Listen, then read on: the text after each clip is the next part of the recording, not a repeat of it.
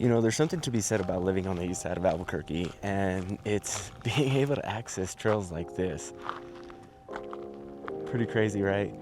And in today's video, I'm gonna be going over the pros and cons of living over here on the east side. We're gonna go over neighborhoods, cost of living, cost of homes, and some of the best areas that most people are looking to move to, especially when it comes down to living here in 2026. So hang tight, grab your pen and your pad. Let's get into today's video.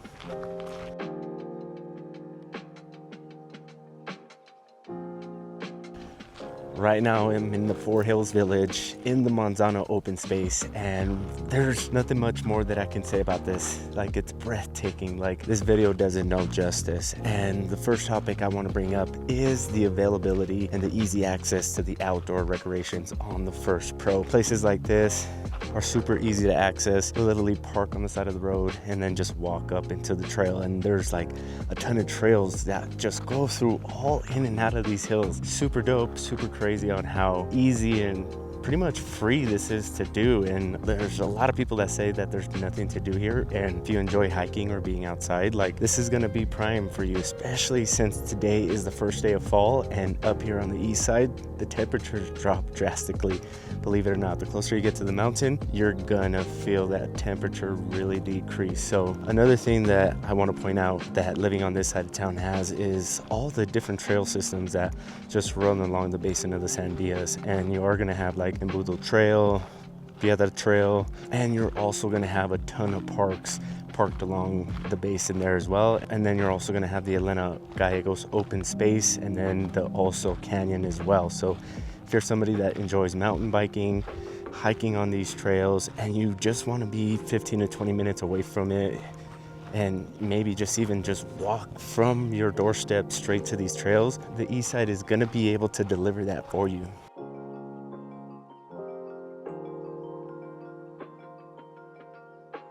Yo, look, I wanted to hop in real quick just to let you know that if this is your first time tuning into the Living in Albuquerque channel, go ahead and hit that subscribe and notification bell down at the bottom. That way you never miss out on any videos, because we are dropping videos every week talking about what Albuquerque and New Mexico have to offer. My name is Eli, and as much as I love doing these videos, I am also a licensed broker here in the state of New Mexico, and I'd love to help you out with your real estate needs. So that number popping up on the screen is my direct line. We have people calling us from all over the country talking about relocating down to New Mexico, and we'd love to help you out as well. So feel free to call us or text us at any time.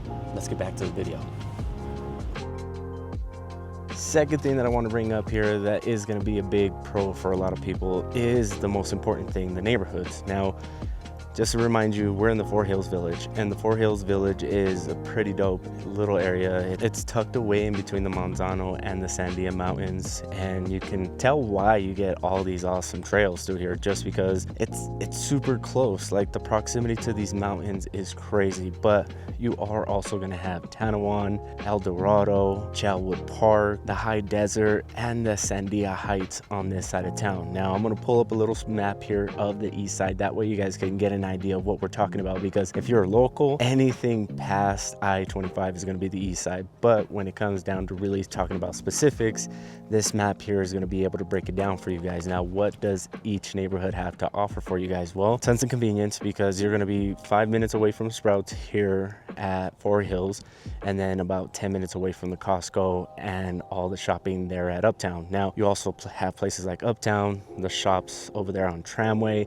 and then you are also going to have a bunch of different local coffee shops, breweries tucked along Tramway there. So everything you could possibly want and need is going to be on the east side, and a ton of people actually relocate to the east side just for that convenience factor of being close to the mountains and all these trails, and all the shopping and convenience when it comes to creature comforts.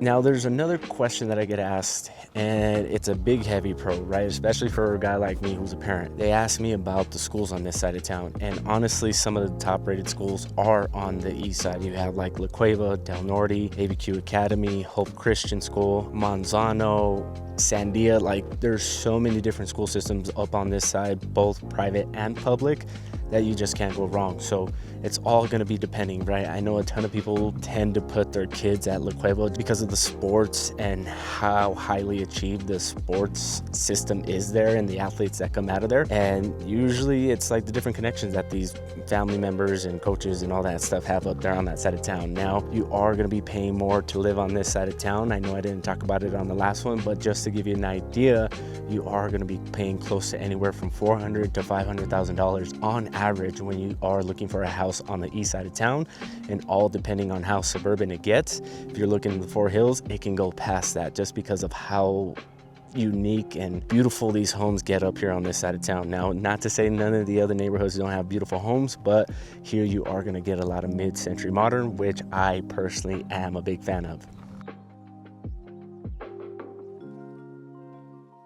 Let's talk about some cons when we bring up this side of town. Now, we've been walking for a minute, so I apologize if I start sweating and start huffing and puffing, because although it is nice and cloudy and the weather isn't too hot, today being the first day of fall, the east side does get in hot water when you talk about cost of living. Now, on the east side, on average, you can see houses go from anywhere from $400,000 and up. Now, that's all just depending. You can still find some pocket neighborhoods where the houses cost you around $350,000. Now, it does give you more of an urban kind of dense feel when you are living on this side of town, just because it's pretty packed in and really like it's capped off. Like, you really can't build anywhere else. You can't go anywhere else when it comes to the east side of town. The Four Hills Village is actually one of the neighborhoods that is the farthest out, and it's a unique area. So I know I keep bragging about this place because I love it here. It's quiet, got mid-century modern homes, people running on all these trails. Like, literally, if I lived like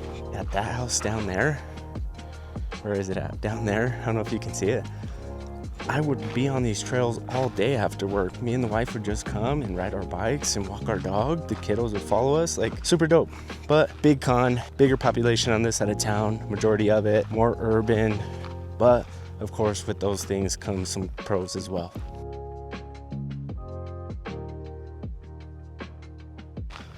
Now, the next con is for the people who still enjoy the nightlife, want to go and have some fun, kind of let loose a little bit, right?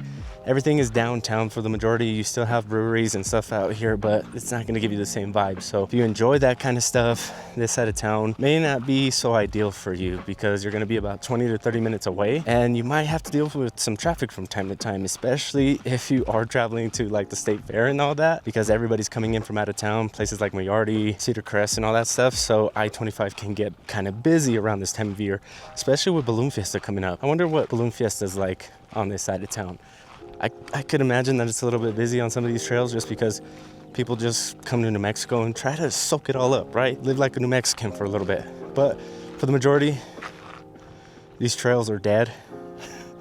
Like, I've only seen maybe like a handful of people since I've been here, so you can kind of get the gist.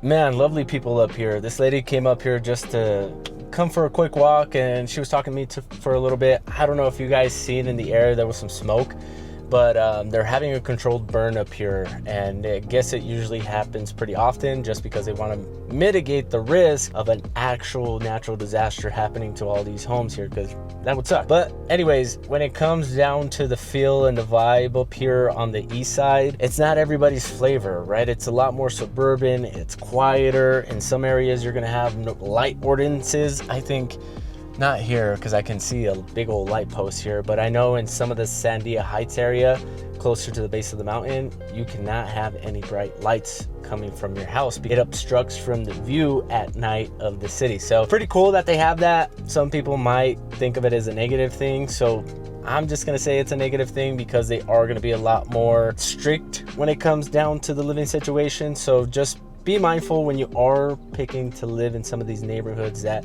you may be dealing with an HOA. You might be dealing with some neighbors that really just want to take really good care of their area, so they're going to come and be a little nosy. They're going to come and see what's wrong. They're going to come and ask you why you haven't pulled your weeds in the past 2 days since it's rained.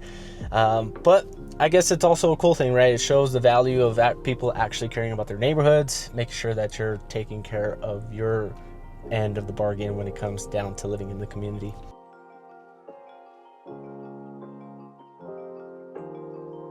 Hey, I wanted to hop in real quick just to say thanks. Thanks for stopping by the Living in Albuquerque channel. If this is your first time tuning in, go ahead and hit that subscribe and notification bell down at the bottom. That way you never miss out on any videos, because I am dropping videos just like this one here, talking about what everything Albuquerque has to offer, especially if you are planning on moving down here in the next 6 months. And if you are planning on moving down here, as much as I love doing these videos, I am also a licensed broker here in the state of New Mexico, and I love to help you out with your real estate needs. And that number popping up on the screen here is my direct line. Feel free to call or text me at any time.